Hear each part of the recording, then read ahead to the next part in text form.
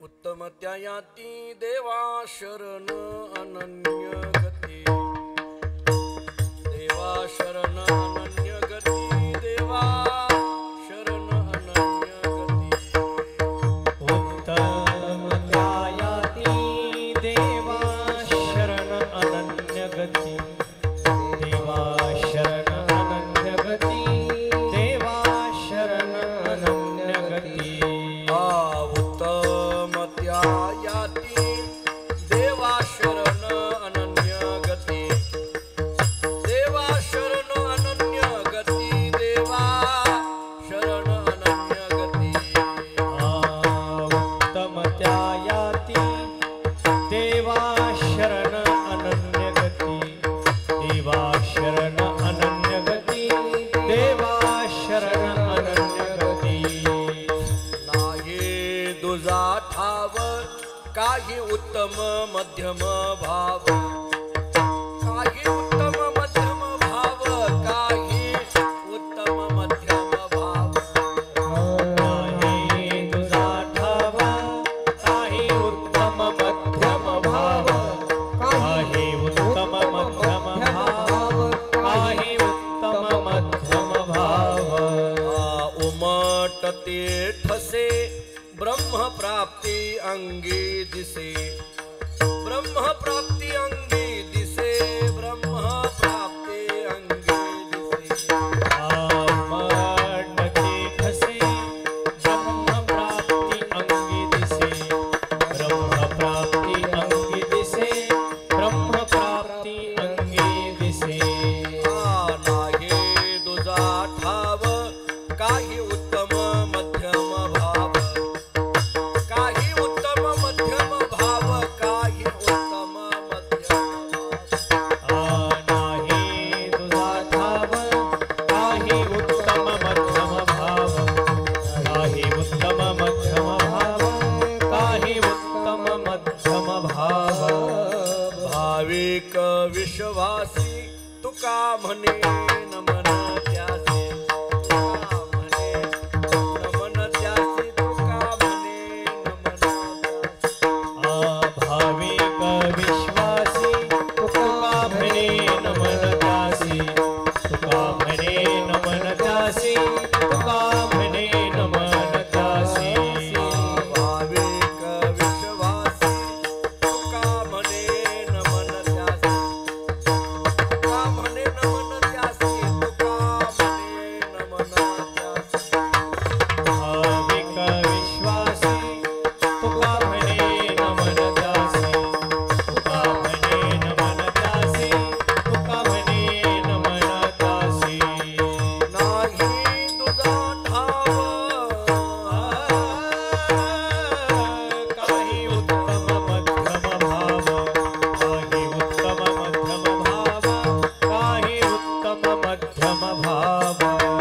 नाही तुझा ठाव काही उत्तम मध्यम भाव, काही उत्तम मध्यम भाव, काही उत्तम मध्यम भाव.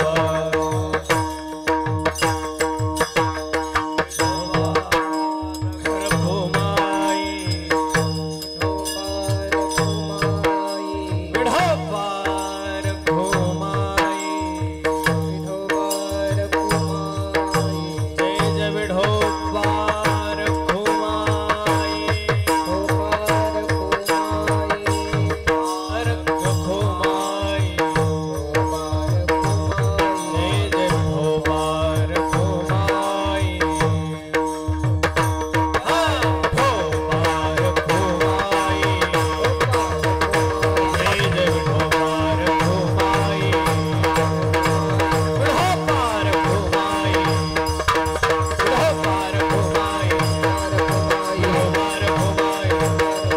विठोबार घुमाई, विठोबार घुमाई, विठोबार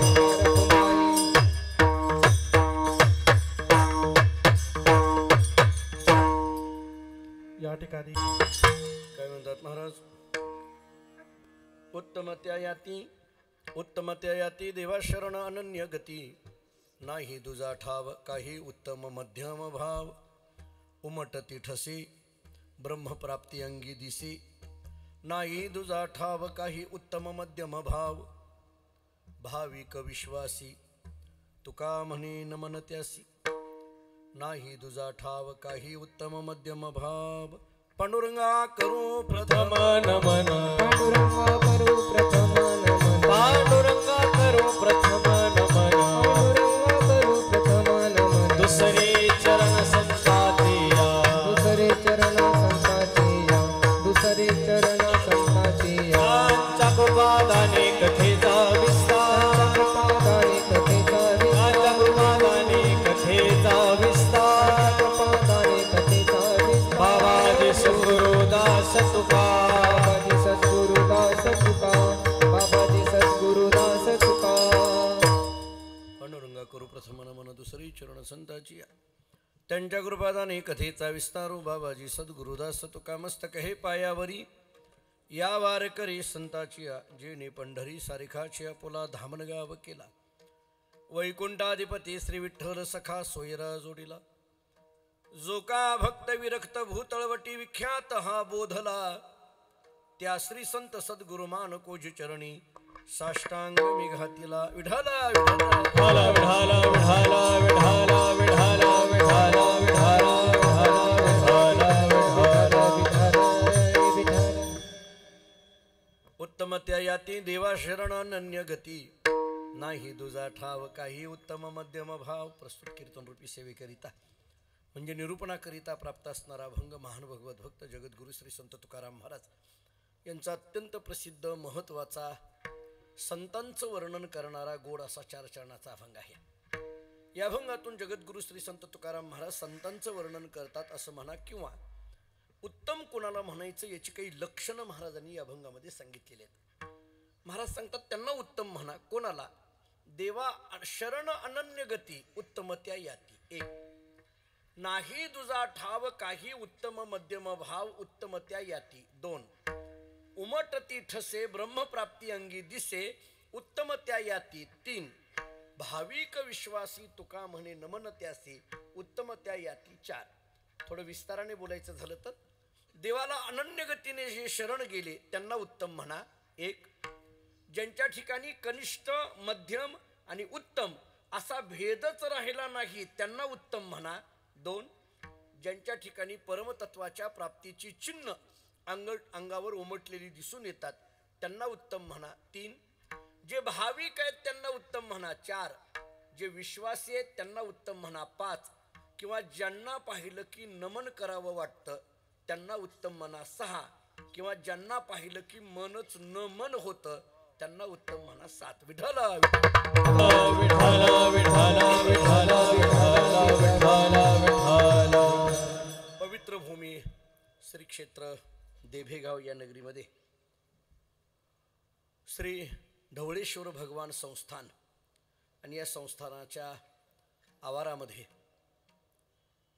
महान भगवत भक्त परमादरणीय श्रद्धेय सद्गुरू श्री चंद्रकांतदासजी महाराज यांच्या पुण्यतिथी सोहळ्याच्या निमित्ताने हा उत्सव संपन्न होतोय। परमादरणीय श्रद्धेय गुरुवर्य ज्ञानदासजी महाराज इथं उपस्थित आहेत त्यांच्या आशीर्वादाने आणि या संस्थांवर प्रेम करणारी या परिसरातील अनेक पूजनीय मंडळी वारकरी मंडळी भाविक मंडळी या सर्वांच्या सहकार्याने हा उत्सव संपन्न होतोय। या उत्सवामध्ये परमभाग्याने हरिभक्तीपरायण योगेश महाराज यांच्या विनंतीवरून इथं मला ही सेवा प्राप्त झाली। मागे एकदा येण्याचा योग होता परंतु माझ्या काही वैयक्तिक अडचणीमुळे येता आलं नाही, परंतु यावर्षी इथं ही सेवा करण्याचं सद्भाग्य प्राप्त होतंय। एका अत्यंत पवित्र स्थानामध्ये आपण उपस्थित आहोत। बऱ्याच वेळेला कीर्तनाच्या माध्यमातून काही स्थानं माहीत होतं, या भागामध्ये फारसं येणं नाहीये आणि या संस्थांची फारशी मला माहिती नव्हती, पण इथं आल्यानंतर संस्थान पाहिलं आणि सर्व पूर्वजांच्या समाध्या पाहिल्यानंतर एक फार मोठा आधार वाटला की संप्रदायाची परंपरा भारतीय संस्कृतीची परंपरा जवळजवळ गेल्या 11 पिढ्या झालं अव्याहतपणे या देभे गावामध्ये या ठिकाणी नांदत आहेत। महाराजांचं या व्यासपीठावर किंवा या मठावर ही 11वी पिढी, जवळजवळ 10 पिढ्या इथं होऊन गेल्या। मला इथं आल्यानंतर एक संकेत मला फार चांगला जाणवला. मी योगेश महाराजांनाही बोललो, भरतांना, प्रकाश महाराज, सदानंद महाराज, आपल्यालाही मी बोलतो. मला इथं आल्यानंतर एक आनंद काय वाटला, महाराज इथले मठाधिपती 11वे मठाधिपती आहे आणि मी ज्या परंपरेत आहे त्या मानकोजी बोधले महाराजांची माझी सुद्धा 11वी पिढी आहे. कुठंतरी जवळ आलो असं वाटायला हरकत नाही. जरी माझ्या गावापासून हे गाव लांब असलं तरी मी या परंपरेशी जवळ आहे हे लक्षात आलं, हे त्याच्यातून लक्षात आलं. आणि गेली 11 पिढ्या अव्याहतपणे परंपरा टिकवणं, मठ चालवणं, संस्थान चालवणं हे तसं अलीकडल्या वर्तमान कालामध्ये फार कठीण आहे. परंतु ते सगळं कार्य पूज्यश्री महाराजांनी या ठिकाणी चालवलेलं आहे. आणि आज मूळ महाराजांच्या या 42व्या पुण्यतिथीच्या निमित्ताने हा भव्य सोहळा संपन्न होतोय. आणि म्हणून या अभंगातले सगळे शब्द एका अर्थाने महाराजांचं आध्यात्मिक अंगाने चरित्रच वर्णन करणार आहेत असं म्हणायला हरकत नाही. कारण ज्यांची पुण्यतिथी आम्ही साजरी करतोय त्यांच्याबद्दल आध्यात्मिक अंगाने असं बोलता येईल, देवा शरण अनन्य गती म्हणजे पूज्यश्री महाराज होते. नाही दुजा ठाव काही उत्तम मध्यम भाव असे महाराज होते. उमटती ठसे ब्रह्मप्राप्ती अंगी दिसे असे महाराज होते. नवे नवे जे भाविक होते, विश्वासी होते, नवे ज्यांच्या मठामध्ये आल्यानंतर नमन करावं वाटतं असे पूज्यश्री महाराज आहेत. आणि म्हणून त्यांच्याकरता तुकोबारायांनी दिलेला एकच शब्द आहे, ते उत्तम आहेत. विठ्ठल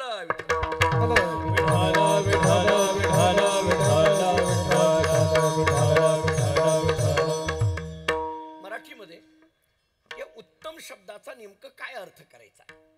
बऱ्याच वेळेला उत्तम हा शब्द पर्यायी शब्दाच्या अनुषंगाने जर विचार केला तर उत्तम शब्दाला एक पर्यायी शब्द देता येईल श्रेष्ठ, किंवा आणखीन एक पर्यायी शब्द द्यायचा झाला तर चांगला. उत्तम म्हटलं काय, श्रेष्ठ म्हटलं काय, किंवा चांगला म्हटलं काय? आता मराठीमध्ये काही शब्दांची योजना करताना बऱ्याच वेळेला आपल्याकडे असं होऊन जातं की काही शब्द इतके सामर्थ्यवान आहेत पण कधी कधी ते शब्द चुकीच्या जागी लागल्यामुळे त्या शब्दांचं अवमूल्यन होत असलेलं आपल्याला दिसून येतं. त्यामुळे उत्तम हा शब्द कुठेही वापरून जमणार नाही, श्रेष्ठ हा शब्द कुठेही वापरून जमणार नाही, चांगला हा शब्द कुठेही वापरून जमणार नाही. बहुतांशी आपल्याकडून अगदी स्पष्ट पद्धतीने कधी कधी काही शब्द इतक्या सहजगती आपण बोलून जातो की त्या शब्दांची योजना त्या स्थितीमध्ये आहे का नाही याचा सुद्धा आपण विचार करत नाही. मराठी भाषेमध्ये कशी अशी गंमत आहे, म्हणजे कृपा हा शब्द किती महत्वाचा आहे. मी आपल्याला उदाहरण देतो. कृपा हा शब्द कुठं लागला जाईल? भगवंताची कृपा, संतांची कृपा, सद्गुरूंची कृपा, आई वडिलांची कृपा. उगी कीर्तनाला बसला, एकाकडे तंबाखू होती पण चुना नाही, दुसऱ्यांनी चुना दिला, बरं झालं तुझी कृपा. याला काय अर्थ आहे का? त्याला चुना लावलेला कळाला नाही तुला आणि तू त्याला कृपा म्हणायला लागला. कृपा शब्दाचे हे अवमूल्यन नाहीये का? त्यामुळे कृपा शब्द आपल्याला कुठेही वापरून जमणार नाही. बहुतांशी आपल्याकडे तसं होतं.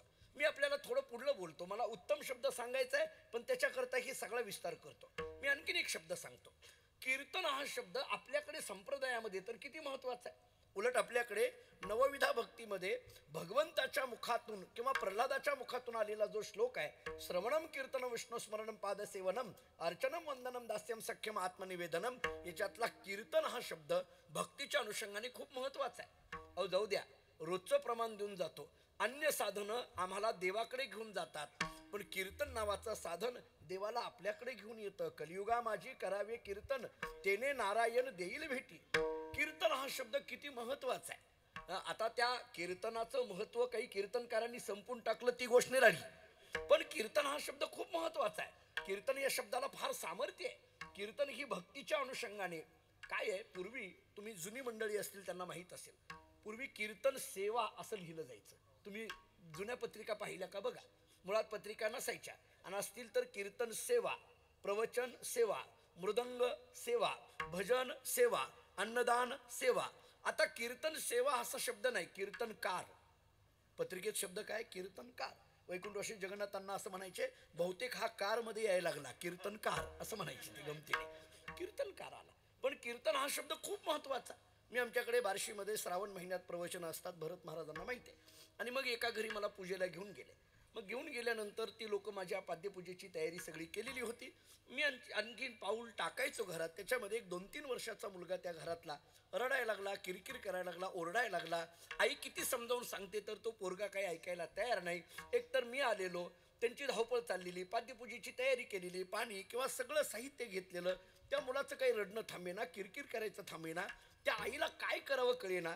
त्या आईने एकदा माझ्याकडे बघितलं आणि त्या मुलाकडे बघितलं आणि एकच वाक्य वापरलं, काय लावलंय तुझं कीर्तन. मला कळेना हे काय बोलली ती. मला त्या दिवशी कळालं की किरकिर करणारा कीर्तन म्हणतात, हे त्या दिवशी कळालं. कीर्तन शब्द किती महत्वाचा आहे, पण हे कीर्तन शब्दाचं अवमूल्यन नाहीये का आपल्याकडून. कृपा शब्द महत्वाचा आहे, कीर्तन शब्द महत्वाचा आहे, पण बऱ्याच वेळेला चुकीच्या जागी वापरला की त्याचं अवमूल्यन होतं. मराठीमध्ये किती गंमत आहे पहा. आता मी इथं आलो, हे मंडप सगळं डेकोरेशन वगैरे पाहिलं, मंडप फार सुंदर आहे असं म्हणणं हे योग्य आहे. एखाद्याच्या घरात आपण गेलो, घर फार सुंदर आहे हे म्हणणं योग्य आहे. एकाने अशी गमतीचे शब्द वापरले, एकाच्या घरात गेला आणि तो म्हणायला लागला, काय घर भयानक सुंदर आहे. भयानक आणि सुंदर, काय गंमत आहे. आपण कोणते शब्द कुठं वापरतो हे तरी आपल्याला लक्षात येतंय का. तसा उत्तम हा शब्द कुठेही वापरून जमणार नाही, श्रेष्ठ हा शब्द कुठेही वापरून जमणार नाही, चांगला हा शब्द कुठेही वापरून जमणार नाही. मी उत्तम शब्द कळायचा असेल तर मी चांगला शब्द काय आहे हे अगोदर सांगतो, म्हणजे चांगला म्हणून जे जे मी सांगेल ते ते उत्तम आहे एवढं लक्षात घ्या. विठ्ठल विठ्ठल विठ्ठल हा तुम्ही चांगला शब्द कुठं कुठं लावता येईल, चांगला शब्दाचं नेमकं अर्थ काय करता येईल. हा चांगला शब्द काय आहे, पाश्चात्य तत्वज्ञानामध्ये एक मूर नावाचा तत्ववेत्ता होऊन गेला.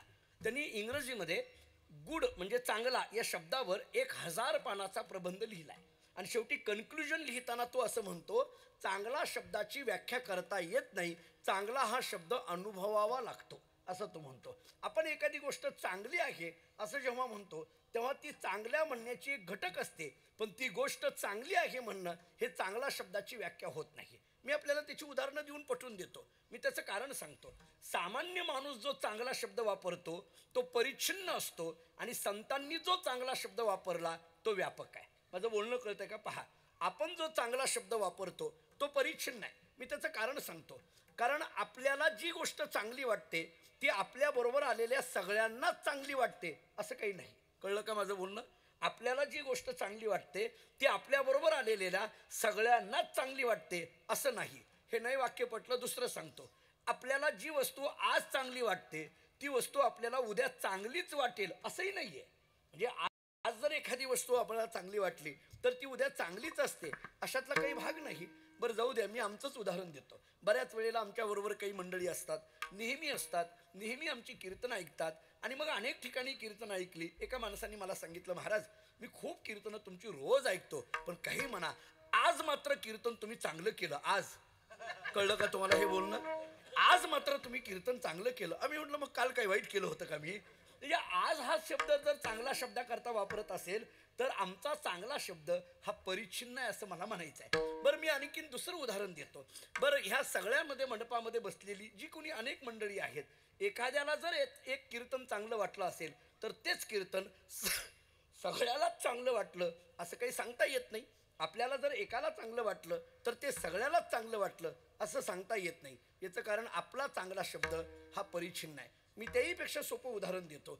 चांगला हा शब्द आपण व्यवहारामध्ये इतका गाभोळा करून टाकलाय की तो आम्ही कुठंही वापरतो, कुठंही वापरतो. बऱ्याचदा हे चांगलं आहे का नाही हे न कळता सुद्धा आम्ही चांगलं म्हणतो. इतके आपण वाईट झालोय आता अलीकडल्या काळामध्ये. हे चांगलं आहे का नाही आम्हाला कळत नाहीये. चांगला शब्द इथं योग्य आहे का अयोग्य आहे हे कळत नाहीये. बऱ्याचदा कधी कधी तर आपण सरसकट चांगला शब्द वापरतो. एका गावचं कीर्तन केलं, मी निघून गेलो. निघून गेल्यानंतर त्या गावचा सप्ताह झाला. त्या गावातल्या एका महाराजांचा एका माणसाचा मला फोन आला. त्या माणसाचा फोन आला. तो म्हटला, महाराज तुम्ही आमच्या गावात कीर्तनाला आला होतात. म्हटलं हो. तुम्ही कीर्तन केलं. म्हटलं हो. तुमचं कीर्तन फार चांगलं झालं. मी म्हटलं धन्यवाद. तो म्हटला नाही नाही महाराज, अख्ख्या सप्ताहामध्ये सगळ्यात कीर्तन जर कोणाचं चांगलं झालं असेल तर ते तुमचं झालं. मला इतका आनंद झाला. अहो याच्यापेक्षा वेगळी पावती काय असते.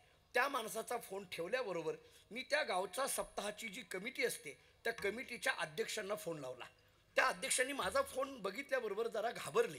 कारण एखादा कीर्तनकार कीर्तन करून गेल्यानंतर जर माघारी फोन आला तर ती कमिटी घाबरते. आता हे सगळ्यालाच कळालं. हे लगेच तुम्हाला लक्षात आलं, कारण बहुतेक तुम्हाला अनुभव आलेत का काय कोणास ठाऊक. घाबरते. बरं ते फोन गावाकडे गेल्यानंतरच येतात असं नाही. बऱ्याचदा काही कीर्तनकार तर मंडपाच्या बाहेर गेलं की लगेच फोन करतात, गाडीतूनच करतात. नाही असं नाही. बऱ्याचदा होतं. ते घाबरले महाराज, ते अध्यक्ष. मला म्हटले का हो महाराज काय? म्हटलं काही नाही. तुमच्या गावचा सप्ताह झाला का? म्हटले झाला. म्हटलं कीर्तनं झाली का? हो झाली. कशी झाली? तो म्हटला चांगली झाली. म्हटलं माझं कीर्तन कसं झालं? तर म्हटलं महाराज चांगलं झालं. म्हटलं नाही नाही, तुमच्या गावातल्या माणसाचा फोन आला होता, सगळ्या सप्ताहामध्ये माझंच एकट्याचं कीर्तन चांगलं झालं असं म्हणत होता. त्या अध्यक्षांनी सांगितलं महाराज तुमचं कीर्तन चांगलं झालं, पण ज्याचा फोन आला होता त्याचं फार मनावर घेऊ नका, ती सगळ्याच कीर्तन करायला असं म्हणतंय, तुम्हाला म्हणतोय अशातला भाग नाही. म्हणजे काही माणसाने असं सरळ ठेवलंय हो. मग मला पुन्हा प्रश्न पडतो, चांगलं म्हणजे नेमकं काय? विठ्ठल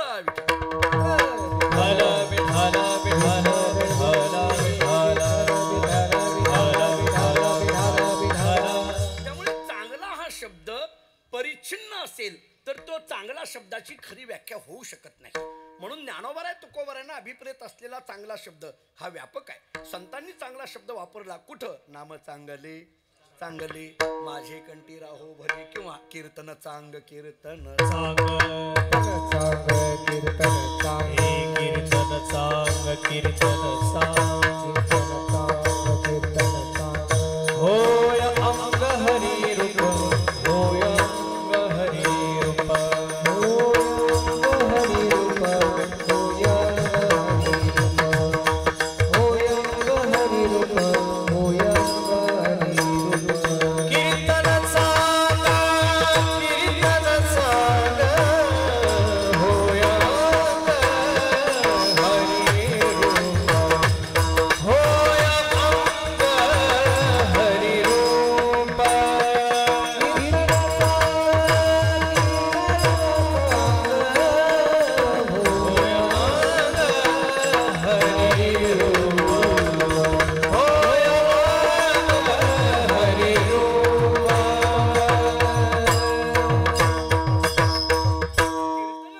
कीर्तन चांग होय अंग हरिरूप हा चांगला शब्द कीर्तनाच्या संबंधाने, नामाच्या संबंधाने वापरलेला दिसून येतो. मी थोडं आणखीन पुढे बोलतो. चांगला किंवा उत्तम हा शब्द कृतीवर अवलंबून नाही, वृत्तीवर अवलंबून आहे. थोडं तत्वज्ञान आहे का? चांगला हा शब्द कृतीवर अवलंबून नाहीये, चांगला हा शब्द वृत्तीवर अवलंबून आहे. दोन वाक्य सांगतो. काहींची कर्म चांगली असतात पण त्याच्या पाठीमागटल्या भावना चांगल्या नसतात, आणि काहींची कर्म चांगली नसतात पण त्याच्या पाठीमागटल्या भावना चांगल्या असतात. मी आपल्याला दुसरी काही त्याची उदाहरणं देऊन पुढे जातो. काहींची कर्म चांगली आहेत हो, पण त्याच्या पाठीमागटल्या भावना चांगल्या नाहीत, आणि काहींची कर्म जरी चांगली नसली तरी त्याच्या पाठीमागटल्या भावना चांगल्या आहेत. मी भक्तिविजयातलं एकच नाव घेतो. भक्तिविजय जर आपण वाचत असाल, मी तर थोडं असं म्हणेल, वारकरी म्हणून जेव्हा आपण वारकरी संप्रदायात येतो तेव्हा भक्तिविजय नावाचा एक तरी ग्रंथ कमीत कमी वाचला पाहिजे, आपण वाचला पाहिजे. मग पुढं ज्ञानेश्वरी आहे, मग पुढं गाथा आहे. भक्तिविजयामध्ये संतांची चरित्र वाचा. सदन कसाईचं चरित्र एक वाचून घ्या. सदन कसाई हे कसाई होते, मांस विक्री करत होते, पण भगवान परमात्मा त्यांच्या घरात जर बसत असतील, प्रसंगी त्या तराजूमध्ये जाऊन जर बसत असतील, तर मला वाटतं कर्माकडे महत्त्व नाही, त्या कर्माच्या पाठीमागटल्या भावनेकडे महत्त्व आहे. मी तुम्हाला काही दुसरी उदाहरणं देतो. कर्म आणि कर्माच्या पाठीमागटली भावना या संबंधाने बऱ्याच वेळेला आपल्याकडे असं होतं, काहींची कर्म जरी चांगली असली तरी त्याच्या पाठीमागटल्या भावना चांगल्या नसतात. आपल्याकडे बोलता बोलता सुद्धा अशी गंमत आहे. मी म्हटलं का हो, तुमचे शेजारी चांगला बंगला दिसतोय, गाडी घोडे दिसतात, नोकर चाकर दिसतात, फार श्रीमंत दिसतात शेजारचे तुमचे. त्या शेजारच्या माणसाने एकच वाक्य वापरलं. तो म्हटलं महाराज सगळं खरं आहे हो, मन कुठं चांगलं आहे. उदाहरण संपलं बघा. आपलं उतारा एकाच वाक्यात वापरला जातो, सातबारा आपला एकाच वाक्यात. मन कुठं चांगलं आहे याचा अर्थ त्याच्या बहिरंगाकडे बघितलं नाही, त्याच्या स्वभावाकडे, त्याच्या वृत्तीकडे पाहिलं. त्यामुळे वृत्ती काय आहे, आपल्या मनातली भावना काय आहे, आपल्याला हे जर सगळं जरा वेगळं वाटत असेल तर मी तुम्हाला एक दुसरा दाखला देतो. काय आहे, कर्माच्या पाठीमागटली भावना किंवा कर्माच्या पाठीमागटला हेतू किंवा कर्माच्या पाठीमागटला उद्देश हा जर चांगला असेल तर त्या कर्माला चांगलं म्हणा, तर त्या कर्माकडे महत्त्व दिलं जातं. त्याच्या पाठीमागटला उद्देश काय आहे? आपल्याकडे भक्तीची व्याख्या करताना पद्मपुराणाने अशी व्याख्या केली आहे. भक्ती कशाला म्हणायचं, मी बाकीच्या व्याख्या करण्यात आता वेळ घेत नाही. माझ्या विषयाच्या संबंधाने भक्तीची व्याख्या सांगतो. भक्तीची व्याख्या अशी सांगितली, सुरर्षे विहिता शास्त्रे हरिमुद्दिश्य या क्रिया सएव भक्ती. ही पुन्हा एकदा संस्कृत मधली व्याख्या ऐका. सुरर्षे विहिता शास्त्रे हरिम उद्दिश्य या क्रिया सएव भक्ती. ही भगवान श्रीहरीच्या उद्देशाने केलेली जी कोणती क्रिया असेल तिला भक्ती म्हणा. म्हणजे याच्यामध्ये जी कोणती क्रिया असेल, म्हणजे इथं क्रियेला महत्त्व नाही, पण त्या क्रियेच्या पाठीमागटला उद्देश मात्र श्रीहरीचा असला पाहिजे. त्यामुळे आपण करत असलेल्या क्रियेच्या पाठीमागं उद्देश काय आहे हे पाहिलं जातं. समजा हेही दोन्ही आपल्याला मुद्दे नाही पटले तर मी अलीकडला दाखला देतो. कायद्यामध्ये सुद्धा, कोर्टामध्ये सुद्धा काय केलं जातं, कायदा आपल्याला असा सांगतोय. पहा तुम्ही, कायद्यामध्ये असं आहे, एखादा गुन्हा घडल्यानंतर त्या गुन्हेगाराला शिक्षा काय द्यायची याच्यापेक्षा द्यायची का नाही हे ठरवण्याचा अधिकार न्यायाधीशांकडे असतो. जरा कळालं? एखाद्या गुन्ह्याला काय शिक्षा आहे हे त्याच्याकरता तर IPC आहेच, एव्हिडन्स ॲक्ट त्याच्याकरता आहेच, CRPC त्याच्याकरता आहेच. ही आपल्याला जे कायद्यामध्ये 302 नावाचं कलम लागलं तर त्याला काय शिक्षा आहे सामान्य माणसाला सुद्धा कळतं. 376 कलम लागलं तर याच्यावरून कळतं ना मी वकील आहे. हां, म्हणजे हे माहीत व्हावं तुम्हाला म्हणून सांगितलं. मी काही कोर्टात जात नाही, पण एवढ्यावरनं तरी मला वकील म्हणा अशी म्हणायची वेळ आली आता माझ्यावर. काय आता वेळच मिळेल नाही कोर्टात जायला. म्हणजे आपल्याकडे जी कायद्याची पुस्तकं आहेत याच्यावरनं याला ही शिक्षा दिली जाते हे स्पष्ट आहे. पण न्यायाधीश काय करतात, नीट ऐका आता.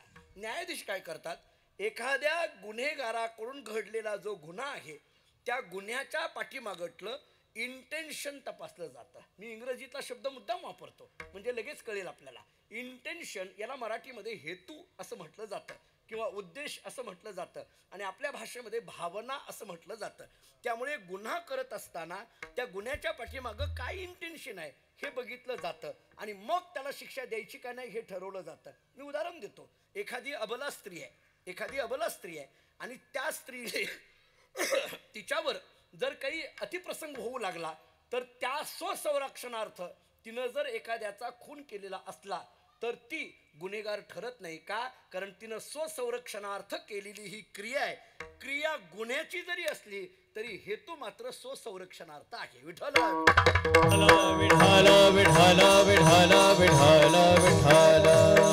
याचा अर्थ काय झाला?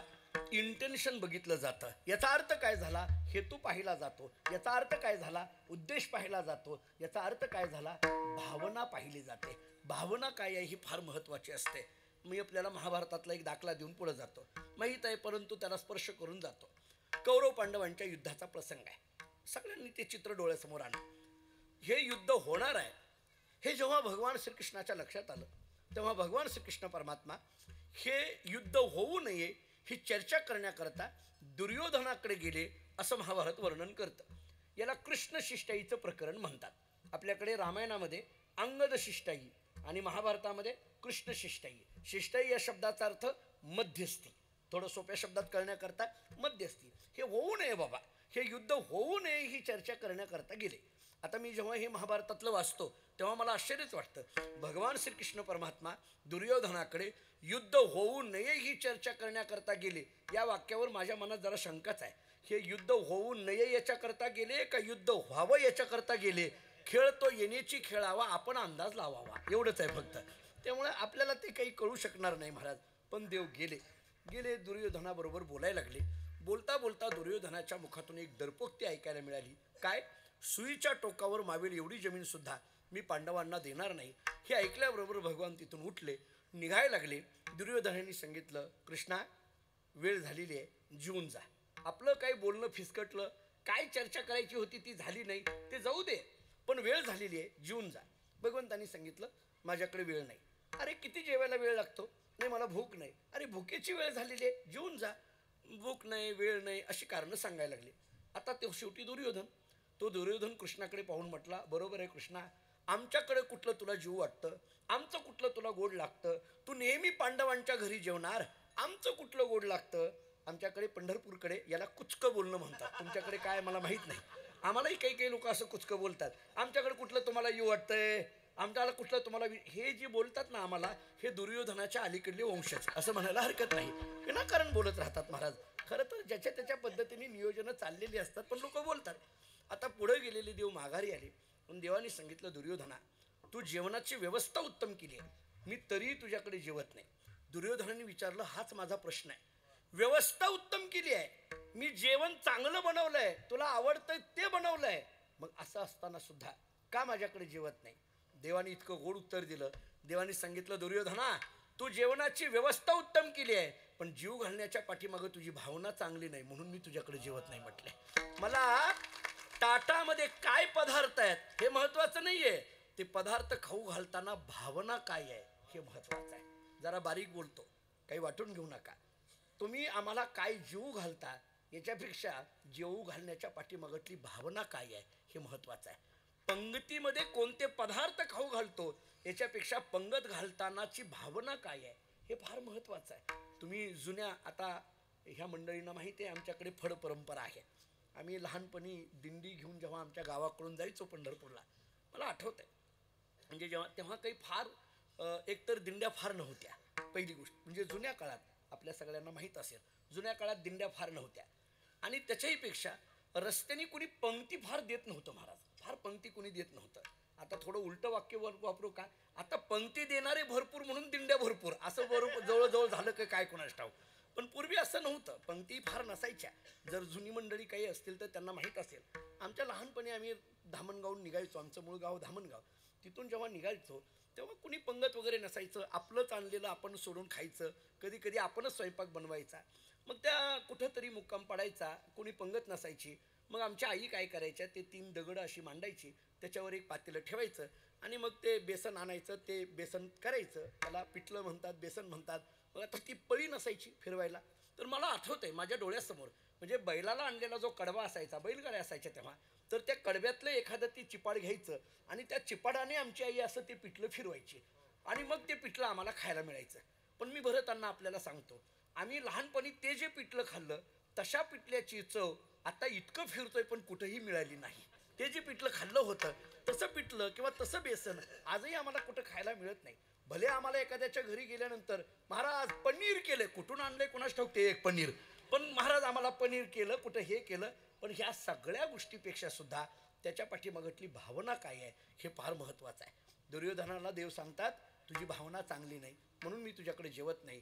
म्हणजे दुर्योधनाचं कर्म चांगलं आहे, कर्म चांगलं म्हणजे स्वयंपाक चांगला केला आहे, पण त्याच्या पाठीमागतली भावना चांगली नाही. माझं पहिलं वाक्य संपलं. थोडं पुढं चला. तिथून भगवान निघतात, विदुर काकाच्या घरात येतात.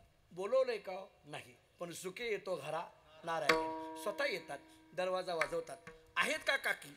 काकी बाहेर येतात. पाहतात तर कृष्ण परमात्मा समोर. आणि मग कृष्ण माझी माता, कृष्ण माझा पिता म्हणणाऱ्या काकी साक्षात देव दिसायला लागल्याबरोबर काय बोलावं कळेना, बघत राहिल्या. शेवटी देवानी स्वतःहून काकींना सांगितलं, हो काकी, योगी जपी तपी ज्ञानांच्या स्वप्नात मी जात नाही, मी स्वतःहून तुमच्याकडे आलोय, कमीत कमी या तरी म्हणा, बसा तरी म्हणा. काकींच्या लक्षात येत नव्हतं त्या काय करतायत. काकींनी तिथला एक चौरंग घेतला, मध्ये मांडला. काकी स्वतः त्या चौरंगावर बसल्या आणि देवाला सांगितलं, बसा खाली, बसा बसा. देवही चांगली मांडी घालून बसला. भूक लागली, काहीतरी खायला द्या. पलीकडे 10-5 केळी पडलेल्या होत्या, त्या केळीच्या साली काढल्या आणि भगवंताला काकीनी त्या साली दिल्या आणि त्याच्यातला गाभा मात्र स्वतः खायला लागल्या. ही बातमी विदुर काकांना कळाली. काका धावत येतात, बघतात आपली बायको चौरंगावर बसली आहे, देव खाली बसलाय. बायको चांगला गाभा खाते आणि देव मात्र साली खातोय. एकदम विदुर काकांनी आपल्या बायकोच्या अंगाला हात लावला. काय कळतंय का? एकदम काकी भानावर आल्या, चुकलं माझं, चुकलं माझं. आणि मग विदुर काकांनी देवाकडे पाहिलं आणि देवाला सांगितलं, देवा माझ्या बायकोला एक कळत नाही, पण तुला कळू नये का रे? पण हे माझ्या बायकोला कळत नाही म्हणण्याकरता विदुर काकाच पाहिजेत बरं. हे आमच्यासारख्याचं सुद्धा काम नाही. जरी तुम्ही आम्हाला कितीही कळतंय असं माझ्यापेक्षा भरतांना विचारा, त्यांचं तरी काय माझं तरी काय, सगळ्याचं सारखंच आहे. म्हणजे असं शक्य नाही महाराज. इतक्या धाडसानं पकवाज वाजवतो म्हणजे काय घरात तसं होत नसतंय, तसं होत नसतंय महाराज. हे महाराज लोकांचंच होत नाही तर त्यांचं काय व्हायचं आहे, तसं नसतंय. पण त्याला विदुर काका पाहिजे. काकांनी इतक्या धाडसाने सांगितलं, का रे देवा माझ्या बायकोला एक कळत नाही, तुला कळू नये का? देवाने विचारलं, काय कळायचंय काका, आता पुढचं नीट आहे का? त्यांनी सांगितलं, अरे देवा तू तरी म्हणायचं, मी देव आहे, मला चौरंगावर बसवावं, मी देव आहे, मला गाभा किंवा चांगलं खायला द्यावं, असं खाली बसवू नये, तू तरी म्हणायचं. देवाने इतकं गोड विचारलं काकांना. काका मी सांगायला पाहिजे होतं आणि काकीने ऐकायला पाहिजे होतं, असं तुमचं म्हणणं आहे ना? हो. भगवान विदुर काकांना विचारतात, काका सांगण्याकरता आणि ऐकण्याकरता किती जण लागतात? म्हटले दोघं, एक सांगणारा आणि एक ऐकणारा. विदुर काका भगवान म्हणायला लागले, विदुर काका सांगण्याकरता आणि ऐकण्याकरता दोघं लागतात, एक सांगणारा आणि एक ऐकणारा. इथं आम्ही दोघं एकच झालो, कुणी सांगायचं आणि कुणी ऐकायचं म्हटले. कुणी सांगायचं कुणी ऐकायचं. मी म्हणत होतो कर्म काय आहे त्याच्यापेक्षा त्याच्या पाठीमागटली भावना. त्यामुळे विदुर काकांच्या पत्नीने केळीच्या साली खायला दिलं, हे जरी कर्म चुकीचं असलं तरी तिच्या पाठीमागटली भावना मात्र अत्यंत उदात्त आणि व्यापक आहे. आणि म्हणून मला असं म्हणायचं आहे, चांगला हा शब्द तुमच्या कृतीवर अवलंबून नाही, चांगला हा शब्द त्या कृतीच्या पाठीमागटल्या भावनेवर अवलंबून आहे. विठ्ठल विठ्ठल विठ्ठल विठ्ठल विठ्ठल विठ्ठल. संतांच्या संबंधाने जो चांगला शब्द वापरला जातो त्यांच्या ठिकाणी असलेल्या सद्गुणांच्या संबंधाने वापरला जातो. श्रीमद भागवतामध्ये एक श्लोक आहे, संतोनपेक्षा मच्चित्ता प्रशांता समदर्शनः निर्ममो निरहंकारः निर्द्वंद्व निष्परिग्रहः. आणि या श्लोकाच्या खाली एकनाथ महाराजांनी केलेलं भाष्य अतिशय गोड आहे, वाचण्यासारखं आहे. मी एक दोन ओव्या फक्त सांगतो, ऐका. पहिलीच ओवी नाथांनी अशी सांगितली, प्राप्ता प्राप्त लाभावस्था बाधून सके साधूंच्या चित्ता चित्त घातले भगवंता या नाव निरपेक्षता. नाथराय असं सांगतात, प्राप्त आणि अप्राप्त अशी कोणतीही लाभाची अवस्था ज्यांच्या चित्ताला स्पर्श करत नाही असं असलेलं जे मच्चित असलेले जे आहेत तेच खऱ्या अर्थाने निरपेक्ष आहेत. ही भाषा नाथराय म्हणजेच भगवान श्रीकृष्ण परमात्मा उद्धवाला सांगतात. उद्धवा, प्राप्त आणि अप्राप्तीच्या पलीकडे पोहोचणं हे त्या महात्म्यांचं वर्णन आहे. महात्मा कुणाला म्हणायचं, चांगला कुणाला म्हणायचं, उत्तम कुणाला म्हणायचं, तर प्राप्त आणि अप्राप्तीच्या पलीकडे पोहोचणं. नाही कळालं थोडं पुढचं बोलतो, लाभ आणि अलाभाच्या पलीकडे पोहोचणं.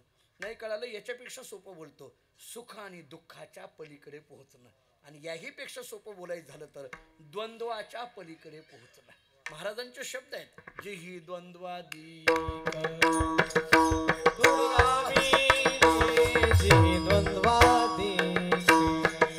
पुरविले जी द्वंद्वादी कोण पुण्य पुरवले जी द्वंद्वादी कोण पुण्याचा होईल सेवक जी द्वंद्वादिक दुराविले जी द्वंद्वादिक दुराविले कोण पुण्याचा होईल सेवा जी द्वंद्वादिक दुराविले जी द्वंद्वादिक दुराविले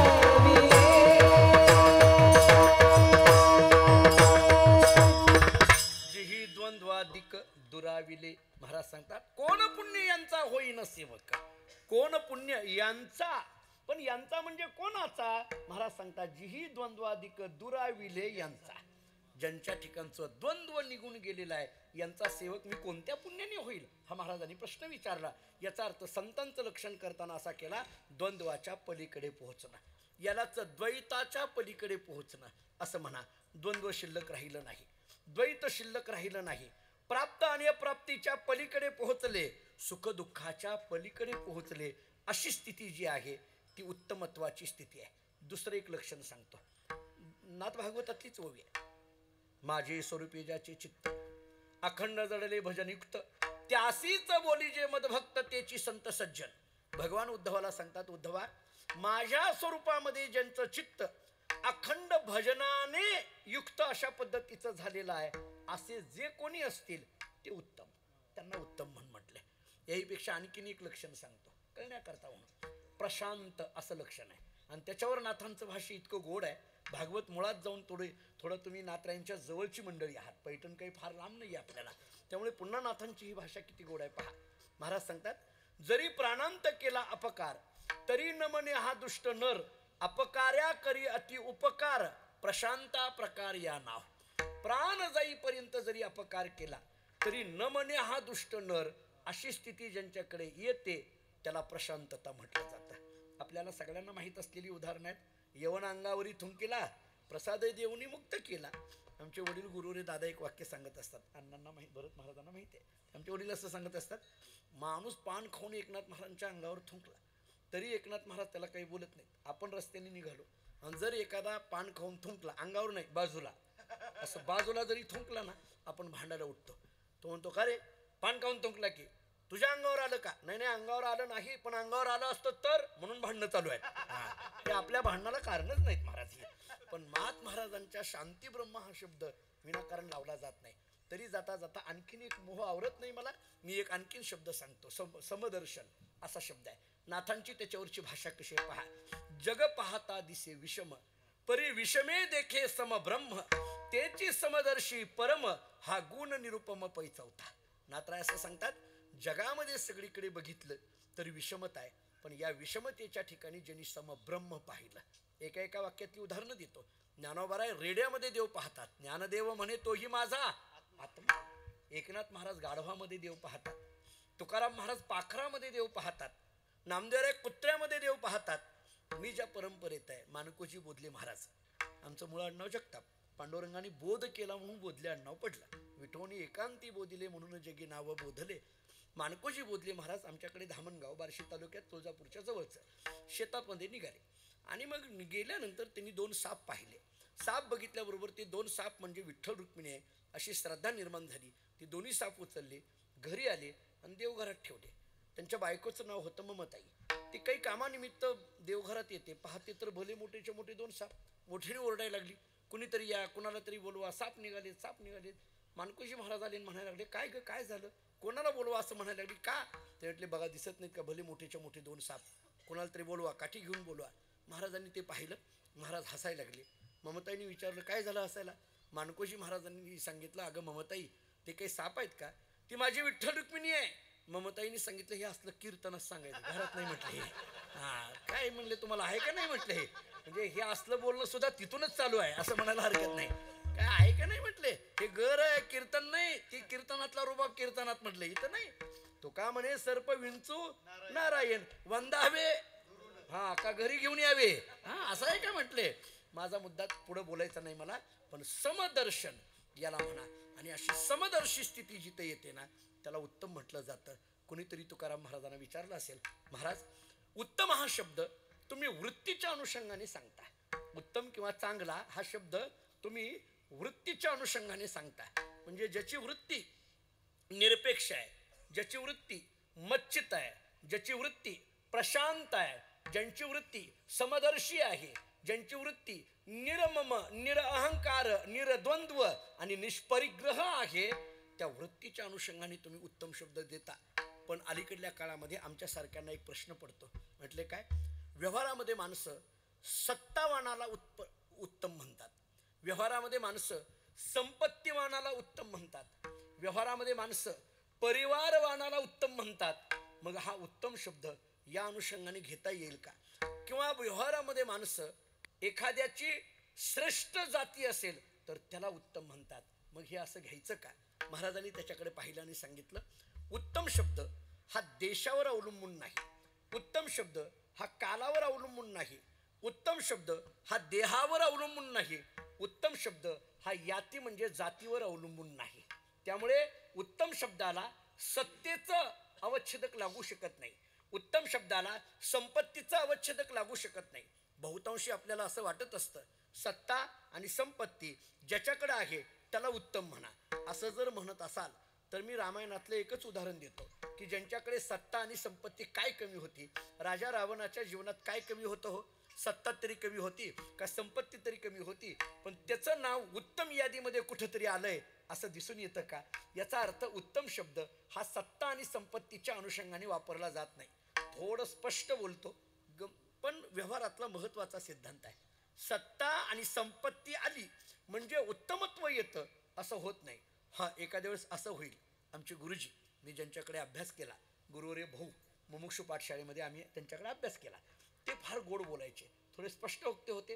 गुरुवर्य गुरुनाम गुरु रंगनाथ महाराज परभणीकर गुरुजींचे ते शिष्य होते. आणि आता रंगनाथ महाराज परभणीकर गुरुजी असतील, सद्गुरू जोग महाराज असतील, यांची सगळ्यांचा परिचय पूज्यश्री महाराजांना आहे. ही माणसं अशी होती महाराज, ती स्पष्ट होती, परखड पद्धतीने होती, आणि जरा थोडं स्पष्ट बोलायचं झालं तर परमार्थाचं सत्यवर्म समाजाला सांगणारी होती. कारण तिथं भेडभाड नव्हती महाराज, भेडभाड नव्हती.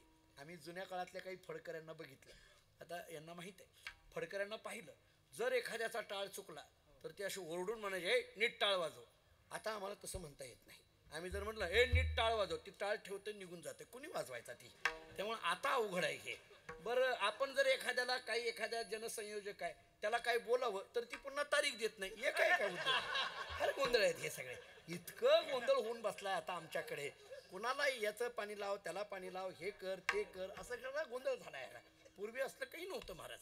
पूर्वी तारखा घेताना सुद्धा प्रत्यक्ष भेटून तारखा घेतल्या जायच्या. जुना काळ आठवते का बघा तुम्हाला. हे फोन वगैरे तर नव्हतेच, पण जरी नंतरच्या काळात लँडलाईनचे फोन आले तरी फोनवर तारीख दिली जायची नाही, प्रत्यक्ष भेटून.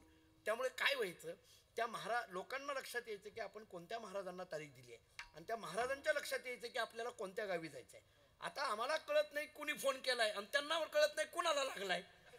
काही नसतंय आता. हे फार अवघड झालंय सगळं हे.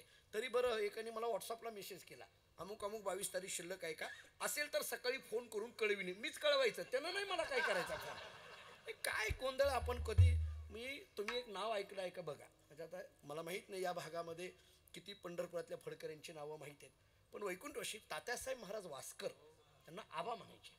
मी त्यांच्याजवळ काही काळ राहिलो, बघितलं. आमच्या घराच्या जवळ त्यांचा मठ होता. ते फार महाराज भीष्माचारी होते, संप्रदायातले फार कडक होते. मला आठवतंय, मी एकदा त्यांच्याजवळ बसलो तर मग एक मनुष्य तारीख घ्यायला आला. त्यांनी सांगितलं, आबा हा 5वा दिवस तुमची कीर्तनाची तारीख पाहिजे, द्या. तर त्यांनी काय विचारलं त्याला, 4था दिवस कोणाचा आहे, म्हणजे आदल्या दिवशी कोणाचं कीर्तन आहे. त्याने सांगितलं अमुक अमुक महाराजांचं आहे. परत विचारलं 6व्या दिवशी कोणाचं कीर्तन आहे. त्याने सांगितलं अमुक अमुक महाराजांचं आहे.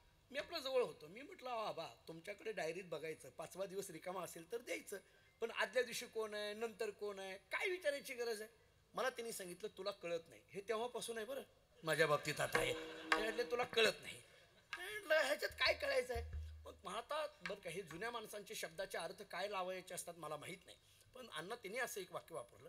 ते म्हटले अगोदर कोण आहे हेही बघितलं पाहिजे आणि नंतर कोण आहे हेही पाहिलं पाहिजे. मी म्हटलं का. त्यांनी असं गमतीने मला उत्तर दिलं, आपल्या अगोदर कोण कीर्तन करून गेलाय तेही पाहिलं पाहिजे, नंतर कोण येणार आहे तेही पाहिलं पाहिजे. म्हणजे अगोदरच्या माणसानं लात मारुनी मागच्यानं चावणी, असं त्यांनी म्हटलं. का म्हटलं मला कळत नाही आता, मला काही त्याचे अर्थ कळाले नाहीत, पण ह्याच्यात ते गर्भित अर्थ ही जुनी मंडळी फार पाहायची महाराज. सप्ताह नियोजन कशाचं आहे, कशाच्या निमित्ताने आहे, काय त्या जागेचं पावित्र्य आहे, त्या जागेवर. अहो मला आठवत आहे, एक मनुष्य त्यांच्याकडे माळ घालायला आला तर त्यांनी विचारलं तुझा हरिपाठ पाठ आहे का. नाही. जा म्हटले हरिपाठ पाठ करून ये. ते गेलो, हरिपाठ पाठ करून आलं. पुढल्या वारीला आल्यानंतर त्याला विचारलं काकड्याचे अभंग पाठ आहेत का. नाही. जा म्हटले काकड्याचे अभंग पाठ करून ये. ते गेलो. परत आलं, म्हणलं झाले. पुन्हा त्याला विचारलं नाटाचे अभंग पाठ आहेत का. नाट नावाचं जे प्रकरण काय आहे, गाथ्यामध्ये नाटाचं प्रकरण आहे, पत्रिकेचं प्रकरण आहे, तीर्थावळी प्रकरण आहे. आता काय झालंय, आपल्याला ही प्रकरणं माहीत नाहीत, दुसरीच प्रकरणं बरी बरी माहीत असल्यामुळे प्रकरणाचाच विषय नाही. अहो ही प्रकरणं पाठ करा, बाकीच्याचं काय करायचं आहे आपल्याला गोंधळ. नाट नावाचं प्रकरण, नाटाचे अभंग 60 अभंग आहे. आम्हाला प्रकाश महाराज पाठशाळेमध्ये असताना भाऊ आमचे सकाळी 30 नाट वाचल्याशिवाय नाश्ता देत नव्हते आणि संध्याकाळी 30 नाट वाचल्याशिवाय जेवायला देत नव्हते. नाट म्हणूनच घ्यायचा. नाटाचे अभंग इतके गोड आहेत महाराज, ते सगळं पाठ करायला लावलं. म्हणजे हरिपाठ पाठ करायला लावला, काकडा पाठ करायला लावला, नाटाचे अभंग पाठ करायला लावले, आणि इतकं सगळं झाल्यानंतर मग माळ घातली जाते. आता अलीकडल्या काळात जो घालतोय त्याचाच हरिपाठ पाठ नाही, तर कणाला सांगता पाठ करा आणि हे करा, अशी परिस्थिती आहे. ही इतकी आपला गोंधळ होऊन बसलेली आहे. त्यामुळे आता आपल्याकडे अलीकडल्या काळातून जर विचार आपण करायला गेलो तर वृत्ती नेमकी काय आहे. कोणीतरी महाराजांकडे गेलं आणि महाराजांना म्हणायला लागलं, महाराज उत्तम हा शब्द सत्ता आणि संपत्तीच्या अनुषंगाने आहे का. म्हणजे गुरुजी म्हणायचे सत्ता आली आणि संपत्ती आली म्हणजे उत्तमत्व येत नाही. हा एका दिवस असं होईल, सत्ता आली की संपत्ती आणता येईल, किंवा संपत्ती आली की सत्ता आणता येईल, पण सत्ता आणि संपत्ती आली की उत्तमत्व येतं अशातला भाग नाही. थोडं या सिद्धांताकडे जरा बारीक ऐका. सत्तेने संपत्ती कमवता येईल हो, किंवा संपत्तीने सत्ता कमवता येईल, पण सत्ता आणि संपत्ती दोन्ही आलं म्हणजे उत्तमत्व येत नाही. मग त्यांनी महाराजांना विचारलं, महाराज नेमकं उत्तम कुणाला म्हणायचं. जर सत्तेला म्हणत नसाल, संपत्तीला म्हणत नसाल, देशाला म्हणत नसाल, किंवा उच्च जातीमध्ये जन्माला आला त्यालाही तुम्ही उत्तम म्हणत नसाल, तर मग उत्तम नेमकं शब्द कशाच्या अनुषंगाने आहे. महाराजांनी त्याचं एक महत्वाचं लक्षण सांगितलंय, अभंगाचं पहिलं चरण. उत्तम त्यायाती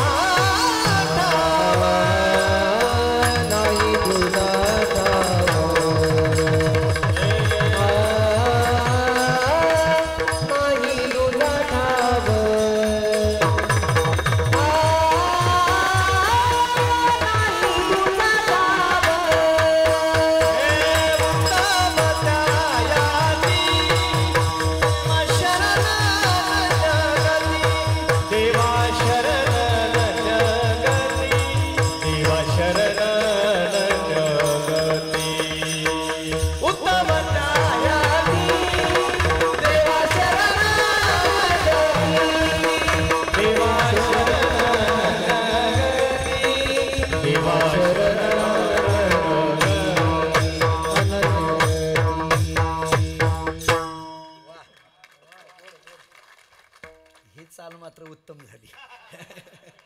नाही, सगळ्याच चाली तुमच्या उत्तम आहेत, तसं काही नाही. पण वारकरी चाल ही वारकरी चालच असते. त्या संगीतशास्त्रामध्ये गायकाचे काही प्रकार सांगितलेले आहेत, थोडं वाचण्यात आलं. त्याने असं सांगितलंय, अनुकार गायक, शिक्षाकार गायक, रसिक गायक, रंजक गायक आणि भावुक गायक असे 5 प्रकार सांगितले. त्याचे अर्थ इतके गोड आहेत. अनुकार गायक म्हणजे अनुकरण, म्हणजे पाठीमागं म्हणणारे. काही काही गायक असे असतात की त्यांना पुढं चांगलं नाही पण पाठीमागं चांगलं म्हणायला येतं. पाठीमागं चांगलं, आता त्या गायकांच्या अलीकडे काळात वानवाय ती गोष्ट निराली, पण पाठीमागं काही काही गायक चांगलं पाठीमागं म्हणतात, याला अनुकार गायक म्हणतात. दुसरा प्रकार आहे शिक्षाकार गायक. असे काही गायक असतात की ते गायन चांगलं शिकवतात, पण त्यांना स्वतःला जर एखादी मैफिल करा म्हटलं तर जमत नसतं. ते मात्र शिकवायला मात्र अगदी नंबर 1 एकदम चांगले विद्यार्थी तयार करू शकतील. आम्ही नेहमी आमच्या भाऊंना म्हणायचो की भाऊ, तुम्ही कीर्तनकार तयार करू शकता, पण त्यांना कीर्तन करा म्हटलं का अर्धा मंडप रिकामा व्हायचा, त्यांचं कीर्तन जमायचंच नाही, कारण ते त्या शास्त्रीय पद्धतीने चालायचं. असे शिक्षाकार गायक. तिसरा प्रकार आहे रसिक गायक. काही गायक असे असतात की ते गाताना इतक्या त्या गायनात मग्न झालेली असतात की हे गायन कोणाला आवडतंय का न आवडतंय त्याच्याशी काही त्यांना घेणं देणं नसतं. असे काही गायक असतात. काही गायक असतात ते रंजक गायक. ते बसू नाही तर न बसू, लोकाला पडतंय ना मग कसंही म्हणा. ते काही ते शास्त्रात आहे का नाही, ह्याला चाल म्हणावी का न म्हणावी, का हीच इतक्या चालीच आहे म्हणावा, अशी परिस्थिती सगळी, फार गोंधळ. त्याला रंजक गायक म्हणा. पण 5वा प्रकार भावुक गायकाचा आहे, आणि त्याच्याबद्दल सांगताना असं सांगितलंय, जे स्वतःही गाताना त्या भावनेपर्यंत पोहोचलेले असतात आणि ऐकणाऱ्यालाही त्या भावनेपर्यंत घेऊन जातात, आणि या भावुक गायकालाच वारकरी गायक म्हटलं जातं. विठ्ठल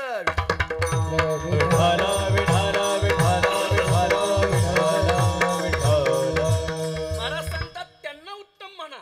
कुणाला?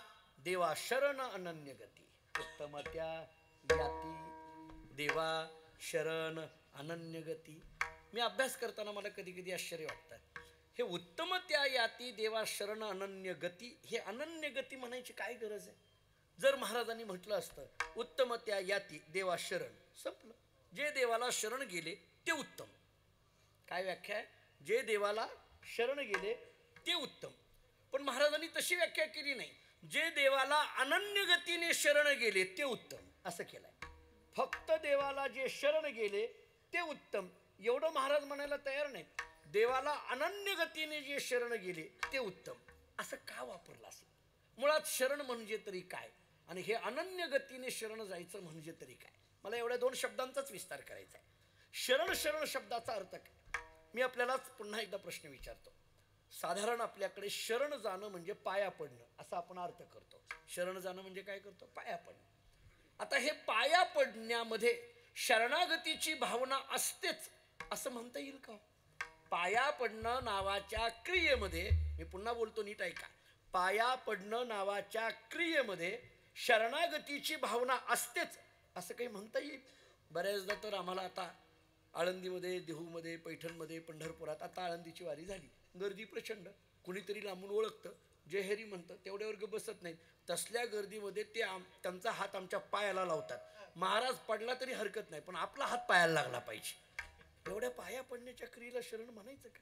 आमच्याकडे कर्नाटकामध्ये, आता यांना माहिती आहे आम्ही कर्नाटकामध्ये जास्त जातो, आमच्याकडे कर्नाटकात एक माणूस होता, तो पाया पडताना पायाला चिमटा घ्यायचा. किती अवघड आहे हे, काय मला सांगा, विचित्र माणसं. आता ह्या पाया पडण्याला शरण म्हणता येईल का? एका गावात कीर्तन झालं, मुक्काम झाला, दुसऱ्या दिवशी मंदिराच्या कट्ट्यावर बसलो होतो. दुसरा एक वारकरी येऊन माझ्याजवळ बसला.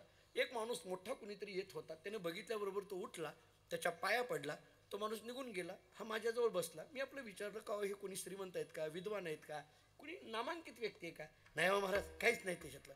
मग तुम्ही पाया पडला ना, कुठं मूर्खाच्या नदी. कळालं का? हे वाक्य बघा, लक्षात आलं. अरे भावना तुझी जर ही असेल तर त्या पाया पडण्याला अर्थ काय? काय त्या पाया पडण्याला अर्थ? मग पाया पडणं नावाच्या क्रियेला शरण म्हणायचं का? बऱ्याचदा आता आम्हा सगळ्यांनाच अनुभव आहेत. कीर्तनं तिकडं आमच्याकडे तर अगदी 10 ते 12, 12:30 कीर्तनं होतात. रात्री 12, 12:30ला आमची निघायची तयारी, आणि मग कुणीतरी ओळखीचं येतं, महाराज चला घरी. ऐकत नाही. त्या मावशीने मला घरी घेऊन गेली. घरी घेऊन गेल्यानंतर ती आता 12-12:30ला चहाला घरी घेऊन गेलेले, लेकरं झोपलेली होती. ती बाई ऐके ना, त्या पोरांना उठवायला लागली, उठा महाराज आलेत, पाया पडायचा आहे, उठा. आता ती पोरं झोपलेली, कशाला उठतील? मी म्हणलं अहो राहू द्या मावशी, कशाला करा? नाही नाही पाया पडायचा आहे. अहो म्हटलं कशाला, तुम्हाला काय चहा द्यायचा आहे ते द्या, सगळ्यात महत्त्वाचं जी दक्षिणा, एवढ्या रात्री विनाकारण तुमच्या घरी यायला काय येडेत काय? पण ते काही नाही, ते उगीच त्या पोरांना उठवायच्या नादात, उठा उठा. काय कळे ना महाराज, शेवटी तिनं एका पोराला मारलं आणि ती अर्धवट झोपीत होतं. ते म्हणलं का महाराज आलेत, पड पाया. त्यानं माझ्याकडे बघून सांगितलं, पडत नाही. किती मोठा अपमान आहे हा घरी ना. अहो मला सांग, हे अपमानाकरता नेलं का? मी आपलं म्हटलं अहो राहू द्या मावशी, लहान मुलं देवाघरची फुलं, राहू द्या राहू द्या राहू द्या. तेवढं ती बाई का बसली नाही. ती बाई म्हटली नाही नाही महाराज, हा सगळ्यांच्या पाया पडतो, तुमच्याच कसं काय पडना, हा किती मोठा अपमान आहे. अहो काय मला कळत नाही लोकांचं, कधी कधी का गोंधळ घालतात घरी आम्हाला नेऊन कोणाच ठाऊक. तेवढ्यावर गप बसली नाही ती बाई. तिनं काय केलं, त्या पोराचं मुडकं असं पकडलं आणि त्यानं माझ्या पायावर असं टाकलं, असं घासलं आणि मग तिला सगळ्यात बरं वाटलं. पण पुढचं गंमत सांगू, या सगळ्या गोंधळात ही बाई मात्र पाया पडली नाही. हे किती विशेष आहे. हे काय गोंधळ आहे बघा. मला सांगा, पाया कुणी पडलं पाहिजे? ज्याला कळतंय त्यानं का त्या लहान लेकरांनी? काय त्याला विचारायला? अहो त्या द्वंद्वाच्या पलीकडे नाही ते लेकरू, त्याला पाया पडणं महत्वाचं नाही, पाया आपण पडणं महत्वाचं आहे. पाया पडणं नावाच्या क्रियेच्या पाठीमागटली भावना काय आहे हे लक्षात घ्या. म्हणून फक्त पाया पडणं याला शरण म्हणता येत नाही. मग शरण म्हणजे काय? मी ज्ञानेश्वरी सांगतो, ऐका. इतकी गोड ओवी आहे ज्ञानेश्वरीमध्ये. मी तर असं म्हणतो, नेहमीच बोलतो, पूज्यश्री महाराज इथं आहेत, जे आम्हाला पाहिजे ते ज्ञानेश्वरीत आहे, फक्त ज्ञानेश्वरी आपण अभ्यासली पाहिजे. ज्ञानोबारा इतकी गोड व्याख्या सांगतात. भगवान अर्जुनाला सांगतात, अर्जुना पै आपुलेने भिदेविन माझे जाणी जे जे एकपण तयाची नाव शरण मज येणेगा. शरण शब्दाची व्याख्या सांगताना भगवान सांगतात, अर्जुना आपुलेने भेदेविन माझे जाणी जे जे एकपण, आपल्या ठिकाणचा भेद निवृत्त होऊन माझ्याशी एकरूप होणं याला शरण म्हटलं जातं. समजा ही ओवी फारशी नाही कळाली तर त्याच ओवीच्या खालची ओवी दृष्टांताची तेवढी वाचा. तो दृष्टांत असा दिलाय, घटाचे नी नाशे गगनी गगन प्रवेशे जैसे. मी आपल्याला वेदांतातला एक विचार सांगतो. घटाचे नी नाशे, घट, घट माहिती आहे आपल्याला, घट म्हणा, मडकं म्हणा सोप्या शब्दात, किंवा गाडगं म्हणा. घट माहिती आहे ना, मडकं माहिती आहे ना. आणि मी गमतीने सांगत असतो, मडकं माहीतच असलं पाहिजे, शेवटी त्याच्याशिवाय कुणी नाही. मडकं माहीत पाहिजे आपल्याला. आता हे जे मडकं आहे का नाही, तुम्ही कोणताही वेदांताचा ग्रंथ घ्या, विचारसागर घ्या, वृत्तीप्रभाकर घ्या, पंचदशी घ्या, ब्रह्मसूत्र घ्या, न्यायसिद्धांत मुक्तावली घ्या, कोणताही ग्रंथ घ्या, घट पट हे शब्द येतातच. पट म्हणजे कपडा आणि घट म्हणजे मडकं. मग आता ती कारण कार्याच्या संबंधाने, मडक्याचं कारण काय? माती. ते उपादान कारण काय? निमित्त कारण काय? सगळी कारण परंपरा वेदांतांनी मांडली.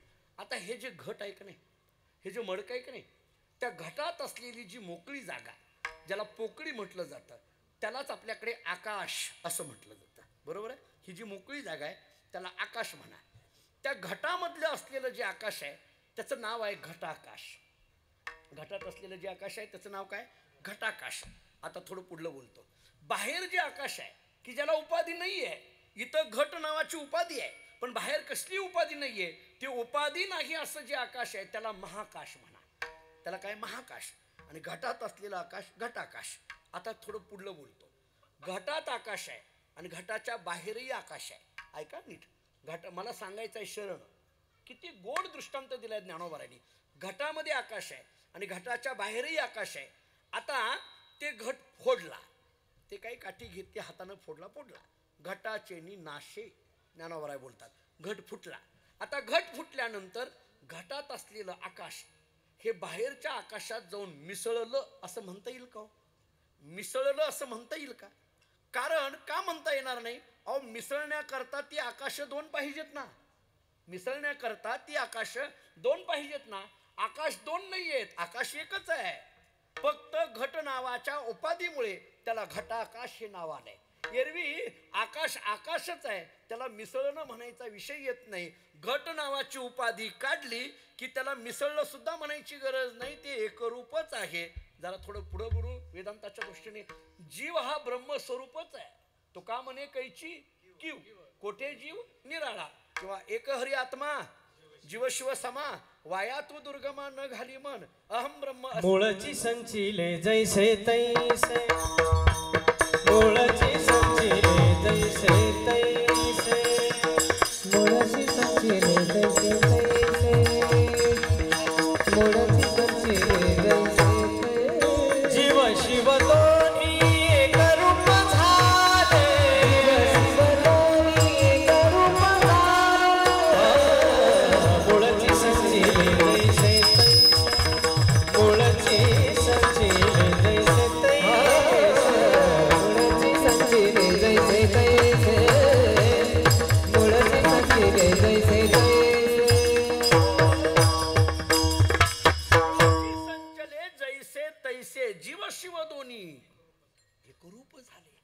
जीव आणि शिव मुळात एकरूपच आहे.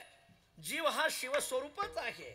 फक्त बुद्धी नावाच्या उपाधीमुळे तो स्वतःला वेगळं समजायला लागला. बुद्धी नावाची उपाधी काढली वेदांताने. बुद्धी अधिष्ठान कुटस्थ चैतन्य, कुटस्थ चैतन्याचा बुद्धीमध्ये पडलेला आभास, या सगळ्याला जीव म्हटलं जातं. मला वाटतं पण इतका सगळा वेदांत 10:30च्या पुढं ऐकणं हे जे काही पेलणारं नाही आपल्याला, त्यामुळे मी सगळ्या त्या गोंधळात जात नाही. पण मूळ विषय आलाय म्हणून सांगतो. फक्त तिथली उपाधी बाजूला काढावी लागणार आहे. उपाधी बाजूला काढली की ते एकरूपच आहे. आणि असं एकरूप होणं याला म्हणा शरण. आता हे झालं शरण शब्दाची व्याख्या. पण महाराजांनी फक्त शरण वापरला नाही. काय शब्द वापरलाय? देवा शरण अनन्य गती. हे अनन्य गती का म्हटलं? त्याच्याकरता पुन्हा एक ज्ञानेश्वरीतली ओवी देतो. इतकी गोड ओवी आहे, जवळजवळ सगळ्यांच्या पाठातली ओवी आहे. ज्ञानोबा सांगतात, तया अहम वाचा चित्त अंग देवोनिया शरण रिघ महोदधी का गांग रिगाले जैसे. महोदधी या शब्दाचा अर्थ समुद्र आणि गांग या शब्दाचा अर्थ नदी. तुकाराम महाराजांनी सांगितलं, तुका म्हणे गंगा सागर संगमी अवघ्या झाल्या उर्मी एकमय. याचा अर्थ महोदधी का गांग. फक्त काय करावं लागेल? अहम वाचा चित्त अंग देवोनिया. अहम देवोनिया, वाचा देवोनिया, चित्त देवोनिया, अंग देवोनिया. आता याचे प्रकार करा. अहम देणं म्हणजे काय? अहंकाराचं समर्पण करणं. समर्पण करणं म्हणजे काय? त्याग तरी ऐसा करा अहंकारा दौडावे. बस अहंकार देऊन टाकणं, वाचा देऊन टाकणं, बोलण्याची नाही आता देवाविनं काही.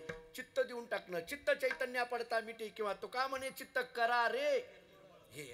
आणि अंग देऊनिया या शब्दाचा अर्थ आपलं शरीर त्यांच्या दंडवत दंडापरी काही ओरो निधी ओरी या अनुषंगाने शरण जाणं, याला देवा शरण अनन्य गती असं म्हटलं जातं. महाराज सांगतात, उत्तम त्या याती देवा शरण अनन्य गती नाही तुझा ठाव काही उत्तम मध्यम भाव. विठोबा रखुमाई, विठोबा रखुमाई, विठोबा रखुमाई, विठोबा रखुमाई, जय विठोबा रखुमाई, विठोबा रखुमाई,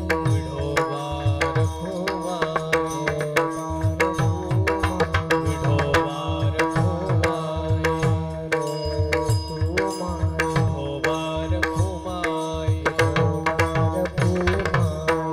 विठोबा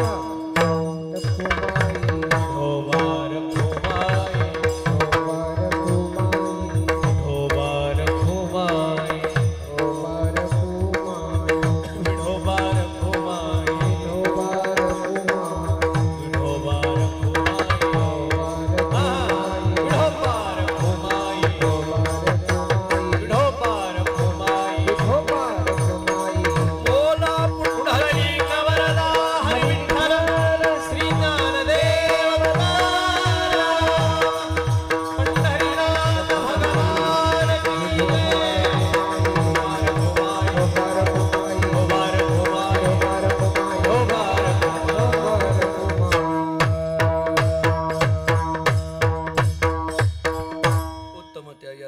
शरण अनन्य गती नाही तुझा ठाव काही उत्तम मध्यम भाव. विठाला विठाला विठाला विठाला विठाला विठाला विठाला विठाला. या भंगाचा विचार करताना पहिल्या चरणाचा विचार आतापर्यंत आपण करून आलो. उत्तम म्हणजे काय कळालं, देवा शरण म्हणजे काय कळालं, आणि अनन्य गतीने शरण जाणं म्हणजे काय कळालं. एकदा अनन्य गतीने देवाला शरण गेला की तिथं कसलाही भेद राहिला नाही. नाही तुझा ठाव काही उत्तम मध्यम भाव. तिथं कसलाही कनिष्ठ मध्यम आणि उत्तम असा कसलाही भेद राहिला नाही. भेद निघून गेला म्हणजे अभेदाची स्थिती आली. यालाच तत्वज्ञानामध्ये अद्वैतानुभूती असं म्हटलं जातं. आता या अद्वैतानुभूतीमध्ये असलेला महात्मा कसा ओळखायचा? महाराज सांगतात, उमटती ठसे ब्रह्मप्राप्ती अंगी दिसे. अभंगाच्या 3ऱ्या चरणात फार गोड शब्द आहेत. उमटती ठसे ब्रह्मप्राप्ती अंगी दिसे. हे ठसे म्हणजे चिन्ह, परमतत्वाच्या प्राप्तीची चिन्ह त्या महात्म्यांच्या शरीरावर उमटलेली असतात. विठ्ठल विठाला विठाला विठाला विठाला. आता प्रश्न असा आहे की ती चिन्ह कोणती? आपल्याकडे वारकरी म्हणून घेण्याकरता किंवा वारकरी असण्याकरता काही चिन्ह सांगितली. गोपीचंदन मुद्रा धरणे, आम्हा लेणे वैष्णवा, कपाळाला गंध असणं, गळ्यात माळा असणं हे वारकरीपणाचं लक्षण आहे. तसं ब्रह्मप्राप्ती झाली हे कशाने ओळखायचं? आता थोडंसं ब्रह्मप्राप्ती हा शब्द सुद्धा वेदांताला चालत नाही. प्राप्ती हा शब्द चालत नाही. का चालत नाही? कारण प्राप्ती ही परिच्छिन्नाची असते आणि ब्रह्म हे व्यापक आहे, म्हणून प्राप्ती हा शब्द चालत नाही. पण आता व्यवहारामध्ये कळण्याच्या दृष्टीने म्हणून प्राप्ती शब्दाची योजना करावी लागते. पण असू द्या, परमतत्वाची प्राप्ती झाली आहे, देव भेटलाय, हे कसं ओळखायचं? काही चिन्ह त्याच्याकडे. मी तुम्हाला 2 प्रमाण देतो. एक हे प्रमाण, उमटती ठसे, ब्रह्मप्राप्ती अंगी दिसे. पण तुकोबऱ्यांनी एक फार गंमत केली, ते उगी माहिती करता एक देतो. तुकाराम महाराजांना कोणीतरी विचारलं, महाराज देव आपल्या घरी आलाय कसं ओळखायचं म्हटले. देव आपल्या घरी आलाय कसं ओळखायचं? मी देव म्हणतोय, महाराज नाही, हे लक्षात ठेवा. देव आपल्या घरी आलाय कसं ओळखायचं? महाराजांनी इतकं गोड उत्तर प्रमाण दिलं, देवाची ते खून आला ज्याच्या घरा त्याच्या पडे चिरा संसाराच्या. काय महाराजांनी प्रमाण दिलं? महाराज सांगतात, थोडं कळेल अशा भाषेत बोलू, देव आपल्या घरी आलाय कसं ओळखायचं? ज्याच्या संसाराचं वाटोळं झालं, ओळखा देव घरी आलाय. हे वाटोळं म्हणजे पिऊनचं नाही, हे महत्वाचं आहे. नाहीतर काही काही लोक म्हणतील हे आपल्याकरताच चाललंय. बरं आहे महाराजांनी सांगितलं. हां, इथला चिरा त्याच्या पुढे चिरा संसाराच्या या शब्दाचा अर्थ आहे संसाराची आसक्ती ज्याची निघून गेलेली आहे, नक्की ओळखा देव त्याच्या घरी आलेला आहे. हे जसं वर्णन केलं तसं ब्रह्मप्राप्तीची काय चिन्ह आहेत? हो, परमतत्वाची प्राप्ती झाली आहे, अद्वैत अनुभूती आहे, हे ओळखायचं कसं? कशाने ओळखायचं? मी याच्या काही चिन्हांचा विचार करतो. मी 5 चिन्ह सांगतो, फक्त त्याचे उल्लेख आणि एक एक प्रमाण त्याला देतो. अभिन्नता, अभयरूपता, अजन्मस्थिती, अनन्यता आणि आनंदरूपता. पुन्हा एकदा ऐका. अभिन्नता, अभयरूपता, अजन्मस्थिती, अनन्यता आणि आनंदरूपता ही 5 चिन्ह ज्याच्याकडे दिसून येतात, नक्की ओळखा उमटती ठसे, ब्रह्मप्राप्ती अंगी दिसे. याला प्रमाण. अभिन्नता, भेद नाही सर्वात्मना, नारायणा तुझं मज, याला अभिन्नता म्हणा. अभयरूपता, आम्हा हरीच्या दासा काही, भय नाही त्रैलोक्य, याला अभयरूपता म्हणा. अजन्मस्थिती, त्यांची सरली येरझार, झाला सफळ व्यापार. अनन्यता, एक धरीला चित्ती, आम्ही रखुमाईचा पती. आणि आनंदरूपता, आनंदाची डोही, आनंद तरंग, आनंदाची अंग, आनंदाची. मला वाटतं ही 5 चिन्ह ज्यांच्याकडे दिसून येतील, जे अभिन्नतेमध्ये आहेत, अभयरूपतेमध्ये आहेत, अजन्मस्थितीमध्ये आहेत, अनन्यतेमध्ये आहेत, आनंदरूपतेमध्ये आहेत, नक्की ओळखा उमटती ठसे, ब्रह्मप्राप्ती अंगी दिसे. आणि महाराज सांगतात असे जे असतील ना त्यांना उत्तम म्हणा. देवा अनन्य गतीने जे शरण गेले त्यांना उत्तम म्हणा. ज्यांच्याकडे दुजा भाव राहिला नाही त्यांना उत्तम म्हणा. ब्रह्मप्राप्तीची चिन्ह उमटलेले आहेत त्यांना उत्तम म्हणा. महाराज तेवढ्यावर थांबत नाहीत. ब्रह्मप्राप्ती झाल्यानंतर पुढं काय? पुढं एकच गोष्ट असते, ती भक्तीची. आणि या भक्तीने जे युक्त आहेत ते भाविक आहेत. अभंगाचं शेवटचं. भाविक विश्वासी, भाविक विश्वासी, भाविक विश्वासी, भाविक विश्वासी, भाविक विश्वासी, भाविक विश्वास, भाविक विश्वासी, भाविक विश्वास, भाविक विश्वासी, भाविक विश्वास, भाविक विश्वासी, भाविक विश्वास, भाविक विश्वास, भाविक विश्वास, भाविक विश्वास,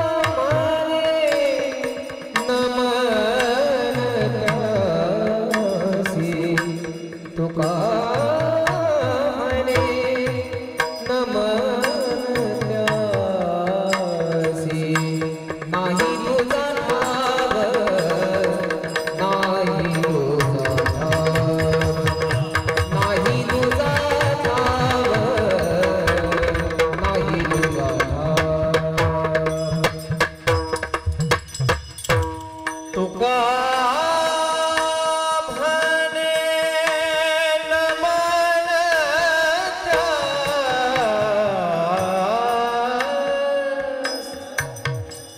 तुका म्हणे नमन त्यासी, नमन त्यास, नमन नमन नमन त्यासी, नमन आ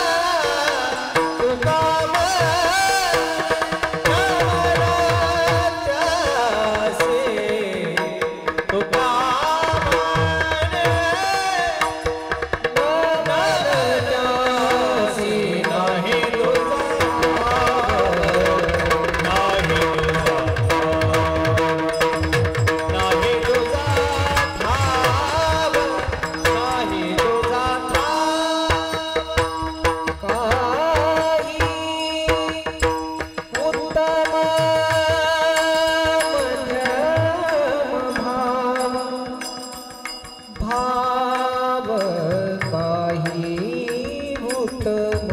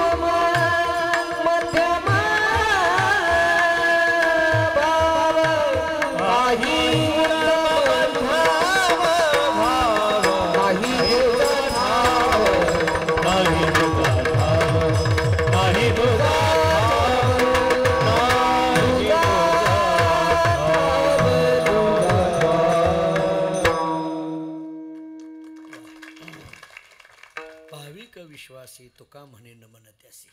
अभंगाच्या शेवटच्या चरणामध्ये महाराज सांगतात, उत्तम कुणाला म्हणायचं? जे भाविक आहेत, जे विश्वासी आहेत, नव्हे ज्यांना पाहिलं की नमन करावं वाटतं त्यांना उत्तम म्हणायचं.